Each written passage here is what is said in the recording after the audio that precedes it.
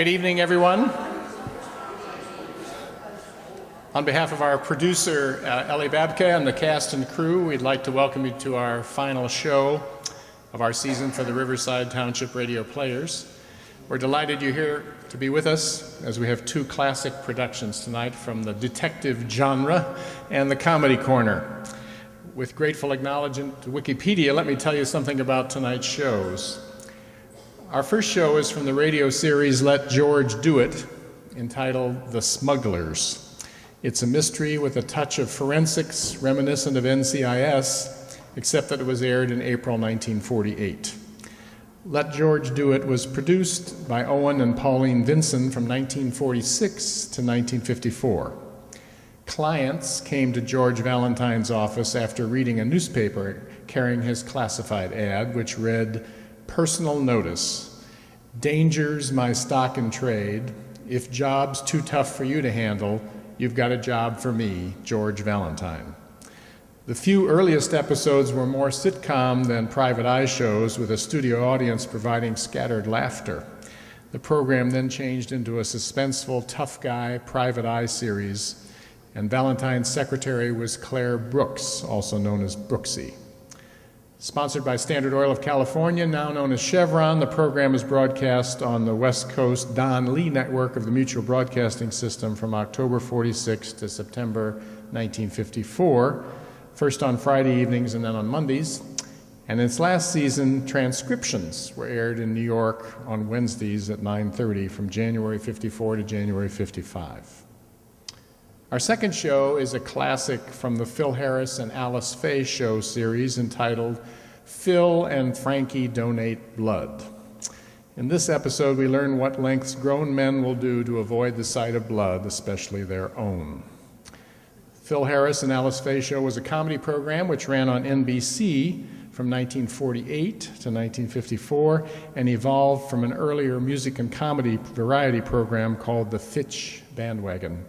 Singer band leader Phil Harris and his wife, actress-singer Alice Faye, became the earlier show's breakout stars, and the show was retooled into a full situation comedy with Harris and Faye playing fictionalized versions of themselves as a working show business couple raising two daughters in a slightly madcap house. Tonight's show includes several regulars from the radio show. Harris was often led into trouble by his buddy guitarist Frank Remley. Remley was the real name of a musician from the Jack Benny Show band who was often the butt of references to heavy drinking, but in the fictionalized version, Remley was portrayed as a cheerful, amoral, incredibly dumb woman chaser, especially the kind of character Harris had played on the Jack Benny program. "What would you do without me, Curly?" Remley might ask Harris, who would shoot right back, "The same thing you're doing with me, be a moron." Child impersonator Walter Tetley played the obnoxious delivery boy Julius, who had sarcastic one-liners for Harris and Remley and a crush on Alice Faye. And rounding out the show's usual cast were Robert North as Faye's fictitious, deadbeat, humorless, but somewhat down-to-earth brother, Willie. Well, that's our program for tonight, so sit back, relax, open your ears first for tonight's mystery, The Smugglers.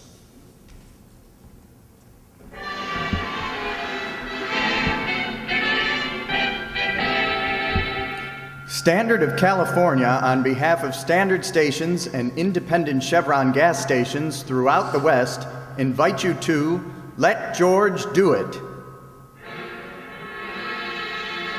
Another adventure of George Valentine. Personal notice. Danger is my stock and trade. If you need the kind of help you couldn't get from a cautious man, then you got a job for me, George Valentine. Write full details.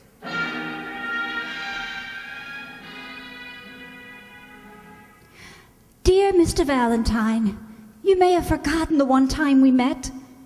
You were the best man at my wedding. Yes, I'm Joe Burke's wife, and you won't believe what's happened to him. Easy-going, happy-go-lucky Joe. He's a pitiful mental case, and they've got him in a sanitarium.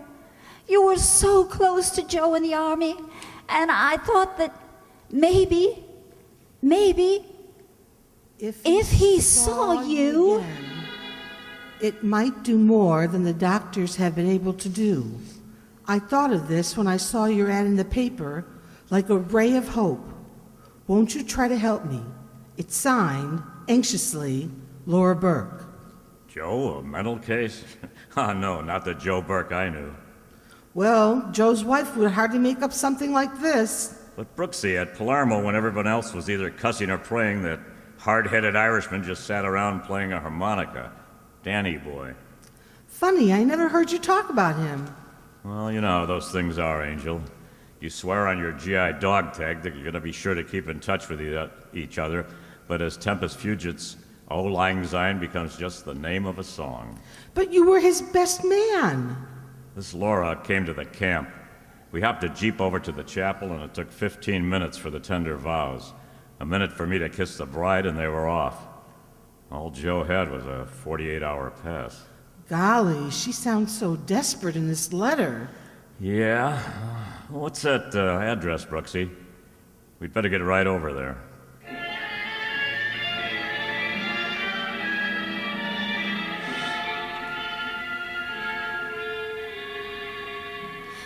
Maybe it's only one chance in 1,000. I had to turn to you, Mr. Valentine. The name is George, remember?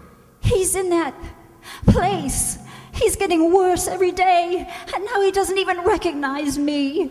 Laura, we do want to help you, but honey, you're making it so much harder. Here, sit down.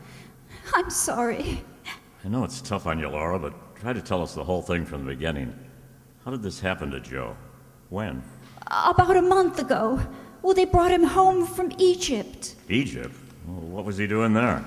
Well, after he got out of the army, he got a job with an export company, Kessling Limited. Oh, the money was so good, and he couldn't refuse it. Oh, he planned to keep at it for 2 years or so he could put some money aside. It must have been terrible being separated like that. Did Joe begin to lose his grip while he was abroad? Why, he sent letters regularly. Wonderful, cheerful letters about the future. And then a couple of months ago, he stopped writing. Yes, Laura? And then one day he walked in with Dr. Taruk and... Wait a minute. Who's Dr. Taruk? Oh, some kind of psychiatrist the company sent back with Joe to take care of him. Mr. Kessling, now he's the president of the company. He's been very kind. What did they say happened? Some kind of explosion at the site. Joe happened to be around, and when he came to in the hospital, well, he Now, take it easy, Laura. Take it easy, Laura. Hey, you want to knock off and have a cup of coffee? No, I'll go on. I'm all right. I'll never forget it, though. Dr. Taruk left us alone for a minute. Joe just stood there, right where you are, looking at me, looking through me. Oh, he tried to talk, but it hurt too much. He just kept staring and staring at... Oh, George. He took a box of face powder from his pocket and he handed it to me. Powder? I guess he meant it as a gift. So pathetic. A box of cheap powder. It was horrible to watch. Okay, Laura. I think we've heard enough to begin with. Where have they got Joe? Hillcrest Sanitarium. His company is paying all the expenses, and Dr. Taruk says that in time he hopes Joe will be all right. Yeah. But he's getting worse, see? I thought if you see him and talk to him, maybe by some miracle he'd begin to remember things. He thought so much of you. I know. All right, Laura. You want to come along with us? No. Oh, no, I always seem to upset him. Okay, Claire and I will drop in on Joe, and here's hoping it'll do some good.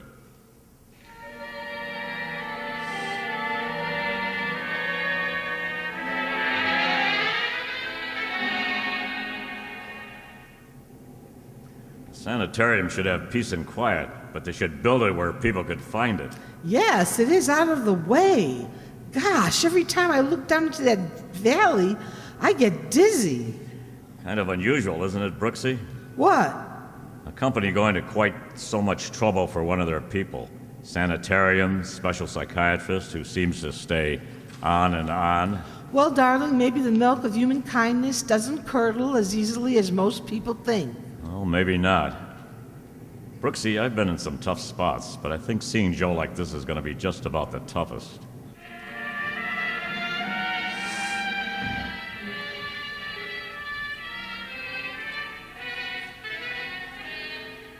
In dealing with the mind, Mr. Valentine, one is never sure what would be good or bad for the patient. Yeah, I think I know what you mean, Dr. Taruk. Perhaps those visits from a dear friend out of the past may do Mr. Burke a world of good. However, on the other hand, Will we be able to see him soon? in a few moments, but perhaps it would be wiser for a young lady like you, Miss Brooks, not to see him at all. Huh? There are just a few things I want to know, Doctor, before I see Joe.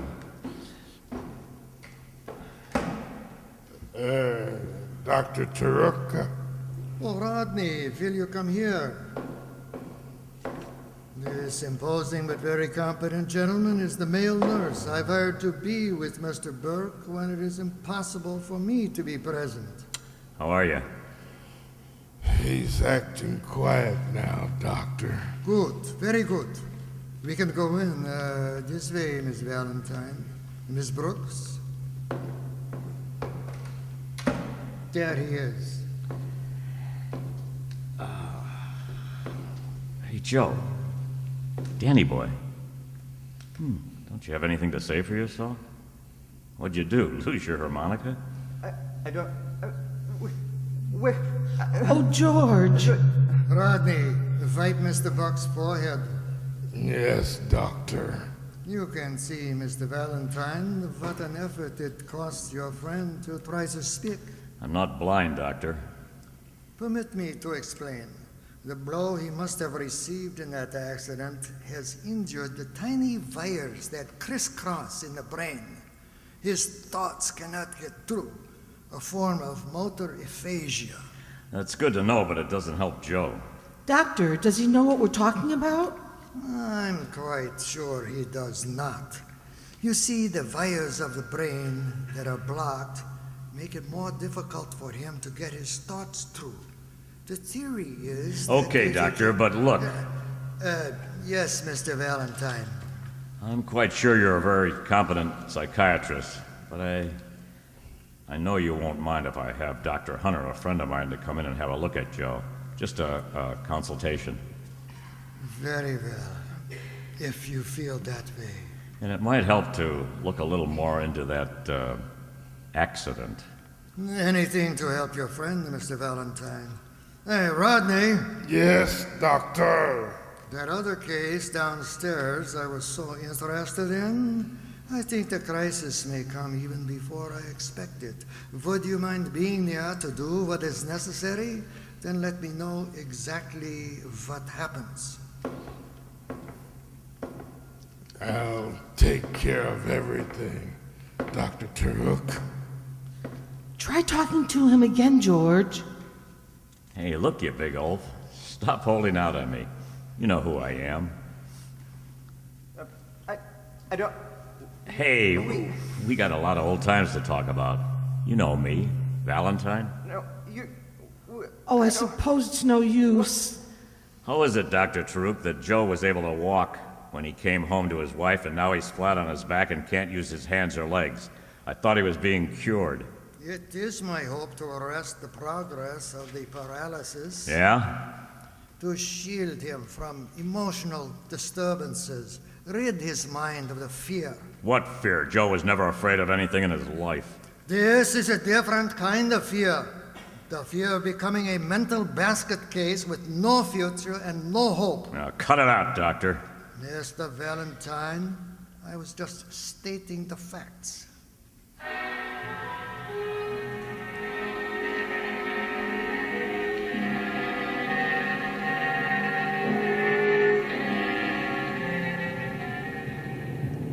To have and to hold from this day forward till death us do part. What are you trying to say, darling? I'm just the best man with a photographic memory. Oh, I know how you feel about Joe and Laura. This is a death, Brooksie. Those two should be together. Something's got to be done about it. Look, do yourself a favor, George, and listen to me. This is something you don't know anything about. You're not a psychiatrist. No, you listen to me, Angel. I know Joe looks as if his head is full of nuts and bolts, but he recognized me. What do you mean? We used to have a way of winking at each other just to say, keep your skin on, brother. This man's war will be over someday. Well? Well, that's what he was giving me back there. I know it. Are you sure you aren't imagining something you want to believe? I don't care for that oily doctor, Brooksie, and I care less for that overgrown meatball Rodney hovering over Joe every minute of the day. I just have a feeling he's not getting the right chance. You can't let it be a question of feelings, darling. Believe me. Ah! George! Wow! Golly, me too. Oh, a fine place to get a blowout. A few more yards and we would have gone pitching into that valley. Let's see what happened. Wait a minute, Brooksie. Don't open that door. Get down. George, what's the matter with you? Maybe that wasn't a blowout. What? Just playing it safe. There doesn't seem to be anyone around now. You stay where you are, Angel. I'll take a look-see. Find anything? Yeah, a neat bullet hole in that tire. What? Somebody shot at us from those rocks up there. But who could it be? It'd have to be somebody who knew we'd be coming back this way. Brilliant deduction, Brooksie. But we'll go into that later. Right now we fix a flat and then get back to town.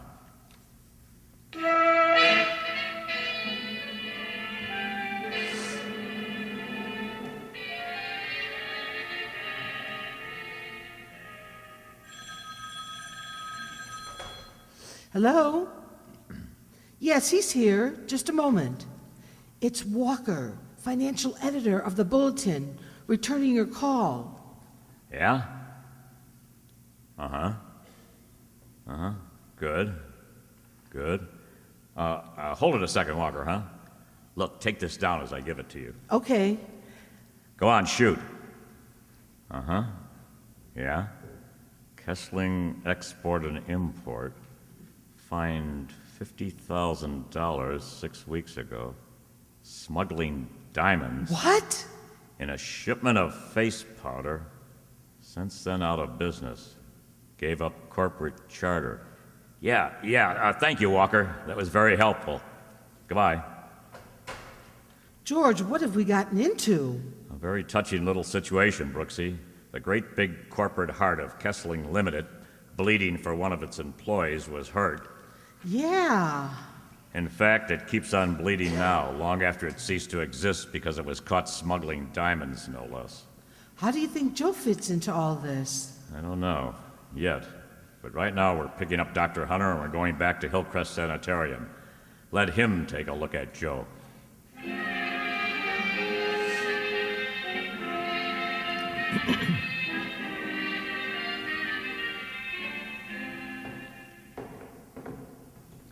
Yeah, Doc?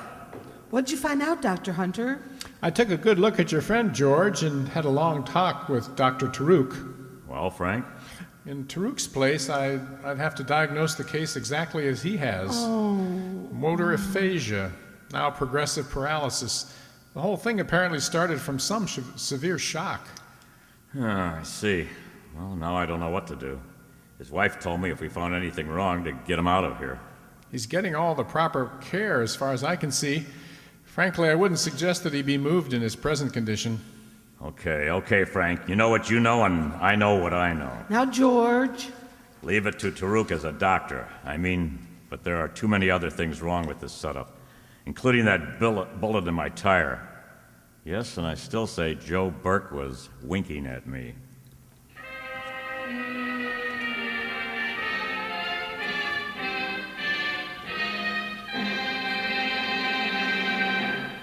We'll return to tonight's adventure of George Valentine in just a moment. Meanwhile, a word about the great American pastime. Batter up! It's baseball season again, and here's a seasonal gift for you. It's a 48-page handbook of baseball. The title is Batter Up. To get your free copy, just ask for Batter Up at any standard station or independent Chevron gas station. This guide to baseball fundamentals was written by Burt Dunn, former pro. It has 45 illustrations and photos. Boys will be keen about it. Batter Up tells how to play each position: pitching, catching, fielding, and how to bat.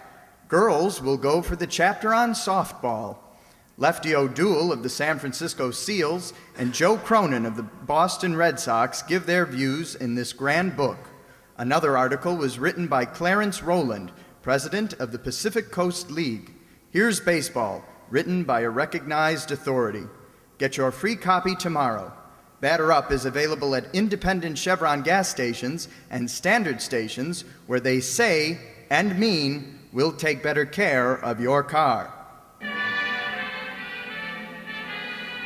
And now, back to tonight's adventure of George Valentine. Well, you go through the war with a fellow who becomes your buddy. You lose sight of him, and suddenly his wife shows up saying he's in a sanitarium, a mental case. You try to see what it's all about, and a bullet comes at you from nowhere. More than that, you're told your buddy is getting the best possible care. You're not convinced, so you decide to dig deeper. In George's case, that means going with Claire to the Customs Service to have a chat with one of the agents. Now, there really isn't much to it, Mr. Valentine, just as you see in this folder. Uh-huh. What does it say, George? Nothing we didn't know before, Brooksie. Kessling Limited tried to smuggle in diamonds, caught with their carrots down, and so forth. Well, I don't know what you expected to find, but compared to some of the stunts we run up against, this isn't anything too brilliant. Apparently not. The company is out of business now. We've had people trying to get diamonds through in glass eyes and wads of chewing gum, almost every way, hiding them in boxes of face powder. Well, maybe they thought it was so obvious they'd get by. Yeah, maybe. Face powder. Brooksie, why didn't this hit us before? Of course! Joe gave Laura a box of face powder. What's that? Well, it's not important, at least not yet. Say, tell me something, Craven. Yes? What happens to the rest of the cargo when you catch people smuggling? We have a regular customs sales, like an auction. In fact, there's one tomorrow. Ah, that's very interesting. It'll be held in one of those loft buildings down on Fayette Street. Oh, there's a public notice in the papers today. Good enough. Come on, Brooksie. Thanks a lot for your trouble.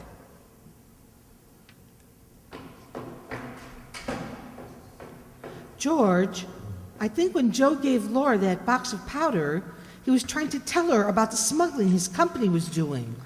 Could be, Brooksie. Could be. Maybe we'll know more about that tomorrow. Young lady, you and I are going to an auction.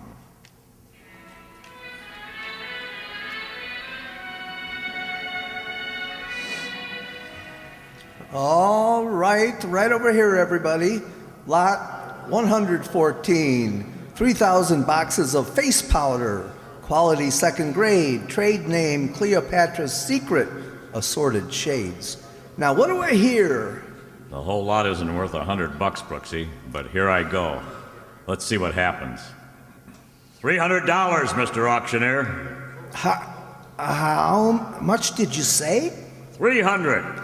You get stuck with all that powder, I don't know how we're going to get it out here. Well, I don't suppose there will be any more bids, so... 400. George! I know, but I'm going to bid again just to make sure. 500. 600. The gentleman who said 500, you got another bid, sir?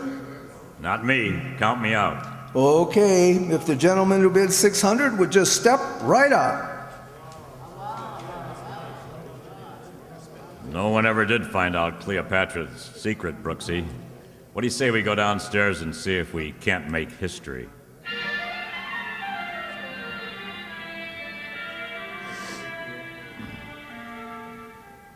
George, it's getting dark. Let's make believe it's dinner, and I'll go down to that lunch wagon and get us a couple of containers of coffee. Okay, but... Hey, hold it, Brooksie. Huh? That little black truck over there. They're loading something into it. Cleopatra's Secret. See any name on the truck? I can't. There isn't any name. Oh, I should have known better than to ask. They would have thought of that. Okay, take it away. Brooksie, we're off again.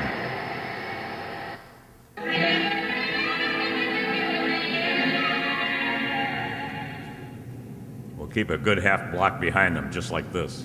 Darling, I never want to see another warehouse as long as I live. They could at least put some lights in the window. Yeah, and some pretty organdy curtains. The only light I'm interested in right now, Angel, is that little red one up ahead. It's turning the corner. A dead-end street and no truck. But we were right behind them. A truck can't just disappear into thin air. There's only one warehouse on this whole street. Yeah, and it's all boarded up. And that big overhead door could have been just waiting for that truck to get in and then close down. I can't think of any other explanation except magic. Well, we're not going to go ringing any doorbells and tip our mitts. Oh! Look out! We're getting out of here. The shot came from that warehouse. This is getting monotonous, being used for clay pigeons twice in 2 days. Hey, Brooksie. Yes. Take a good look at that street sign under that lamp. And remember it.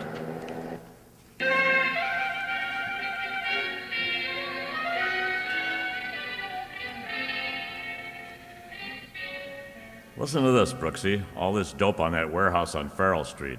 It's owned by the Farland Trading Company. So? And the offices and stockholders of Farland are the same as those of the late Kessling Limited, including the very kindly Mr. Kessling Laura told us about.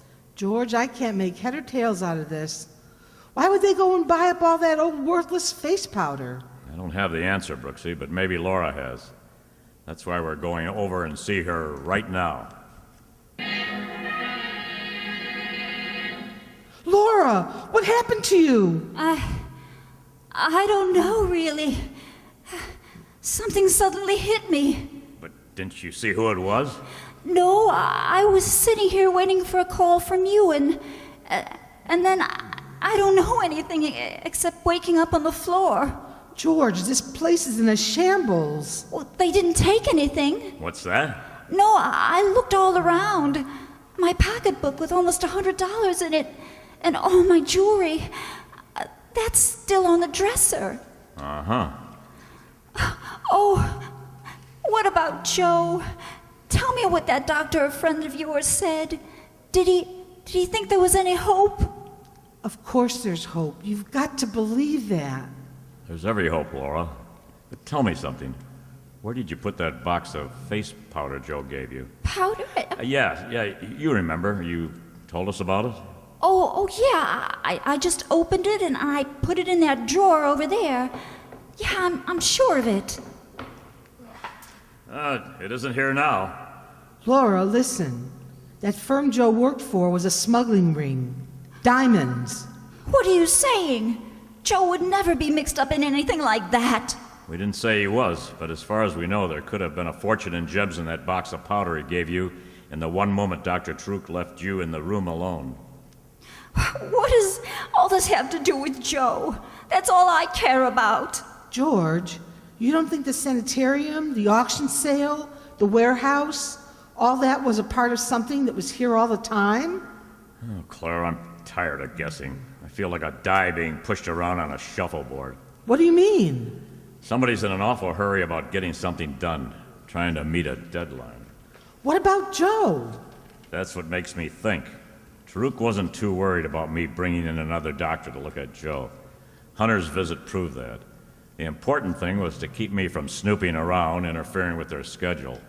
That was the reason for the double talk with Rodney and the pot shot at us. What schedule, George? What are you talking about? Something's coming off and coming off soon.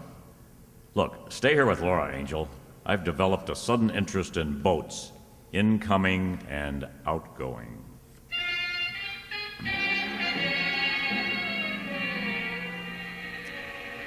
Oh, you again, Valentine. Yeah, Craven. The Customs Service and I are getting to be just like that. I'll be right with you as soon as I clear this manifesto. All right, John, you can put that shipment through. Hey, look, fellow, this is really important, and time is what we don't have the most of. Huh? If you still got that Kessling deal on your mind. No. Same people, but a different name. As far as you know, is there anything coming through for the company known as Farland Trading? I don't know, but I can soon find out. Yeah, just a minute. Farland. Well? No, I don't see any. Are you sure everything points to, Hey, wait a minute. Here it is. I missed it. I missed it because the boat's already in. Uh-huh. Yeah, it's a tanker out there in the harbor. Has the cargo been cleared yet? No, that's scheduled for tomorrow. What's Farland bringing in? 3 crates of powdered cocoa beans from the West Indies, shipped on the Pandora, Peruvian register. Captain Monterey. We can skip that, Craven. How soon can we get out to the Pandora? Why? Tomorrow? I told you, Kessling and Farling are one and the same trading company. Hey, I think I see what you mean, Valentine. We'll take a speedboat and get right out there to the Pandora.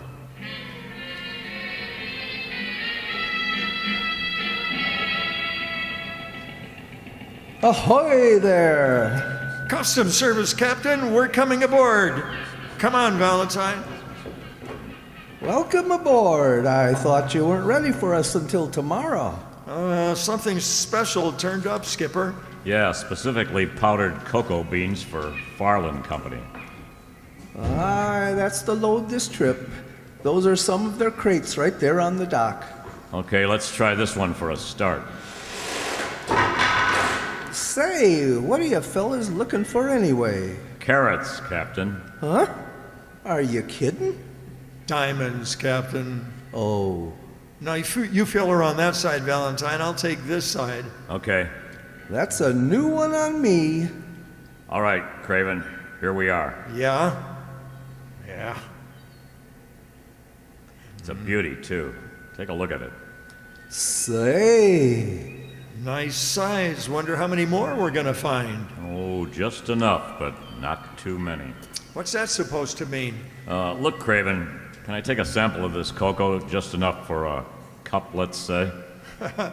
Sure, go ahead, help yourself. I doubt that they'll miss it when we auction this stuff off. Thanks again for the tip, Valentine. Oh, you're welcome. But don't be surprised if I get in touch with you again.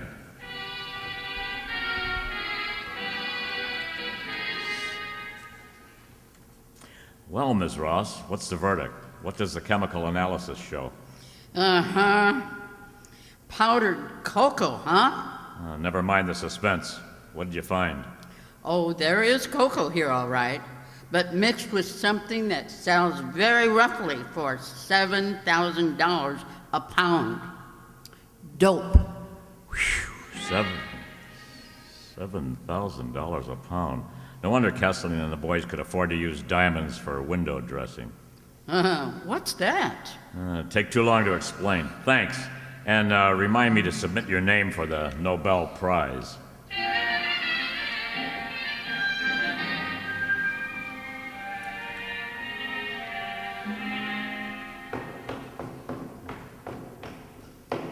What do you want, Valentine? Out of the way, Rodney. You can't go in there. Nobody sees Burke. Dr. Taruk's orders. You're a sucker for Taruk's orders, aren't you? You shouldn't have missed me when you took a shot at my car in the road yesterday. What? I was just waiting for that big yap to open like that so I could...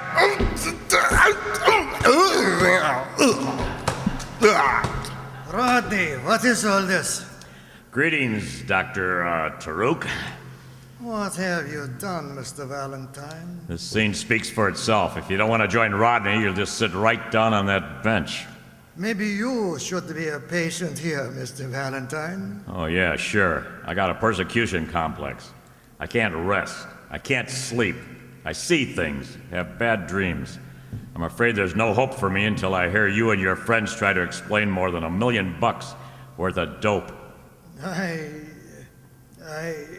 have nothing to say. When the police and the customs men get here, Dr. Taruk, you'll have plenty to say.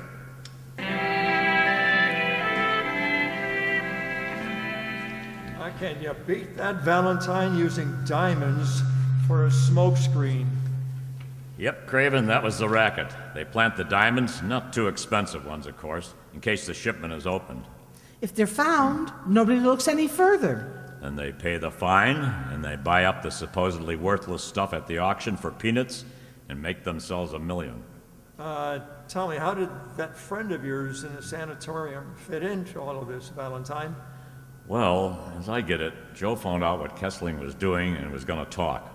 All that stuff about an accident in Egypt was the bunk. They gave him a brutal going over. When he came out of it, he had what the psychiatrist so pompously called functional neuroses, induced by severe blows on the head. Gosh, they probably meant to kill him. Sure, but why take chances? There might be investigations. They figured it was better this way. Taruk would see to it that Joe didn't snap out of it until this shipment came through. Then they'd all take it on the lam. That was their deadline.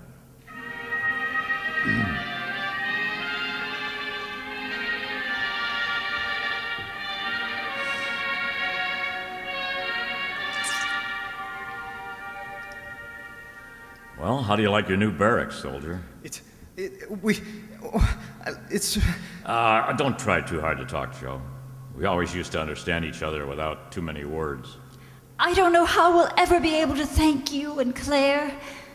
Dr. Hunter says Joe's going to be all right. George, what about that wedding present? You know, the one the best man forgot to give? Oh, yeah. That's right, Joe. You and Laura ran out on me so fast that day in camp, I didn't get a chance to give you the usual set of doilies or a percolator or something. Well, now at least I can be the messenger of some good news that may make up for that. That's what the customs man told us. It says right in the book, anyone instrumental in thwarting a smuggling attempt is entitled to 25% of what the Treasury gets on dutiable goods. And those diamonds don't come cheap, you know. That's right, Joe. You're really the guy who was instrumental. At ease, soldier. Hey, you know Brooksie? This time I'm sure he winked.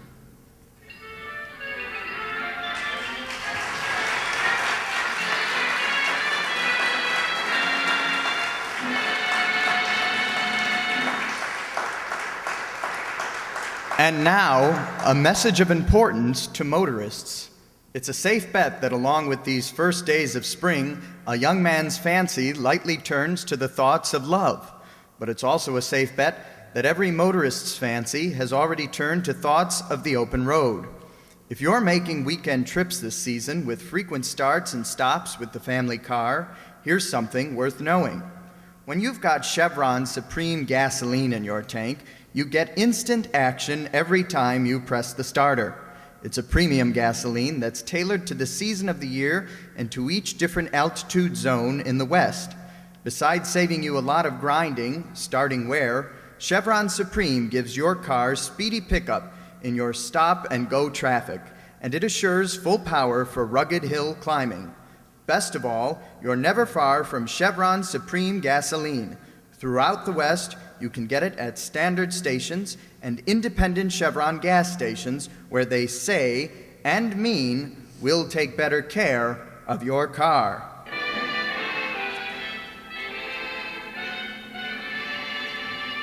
Next week, when you tune our way for another adventure of George Valentine, you'll hear...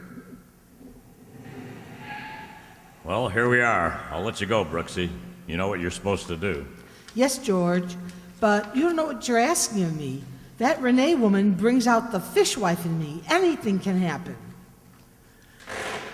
Well, go on now, Angel. That gal in there didn't tell us half of what she really knows. Maybe because you do rub her the wrong way, we can find out some more. Well, okay. You're so good to me.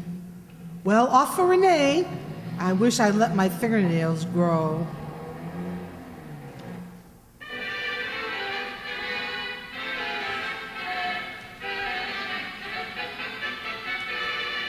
Tonight's adventure of George Valentine has been brought to you by Standard of California on behalf of independent Chevron gas stations and standard stations throughout the West. The story was written by David Victor and Herb Little Jr. Our recreation of tonight's show starred as George Valentine, that freelance detective, Dave Sanchi.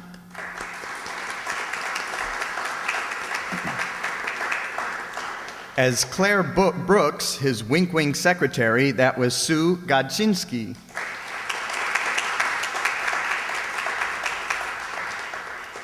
Also heard and seen in tonight's cast were the hapless wife Laura, as played by Donna Amesmeyer.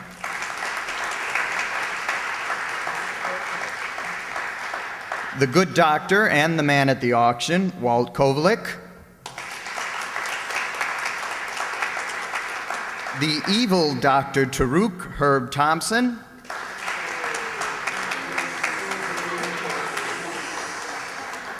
And then, of course, Rodney, his Neanderthal sidekick, Andre Dixon.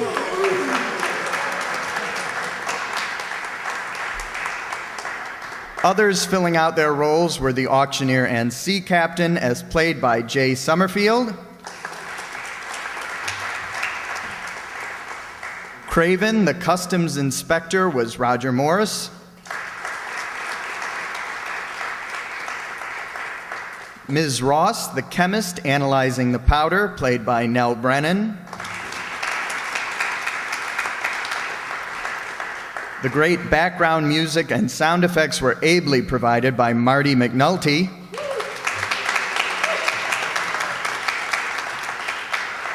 And I struggled with my role as Joe Burke. I'll have you know that I've recovered completely enough to serve also as your announcer, and my name is Jacob Pelka.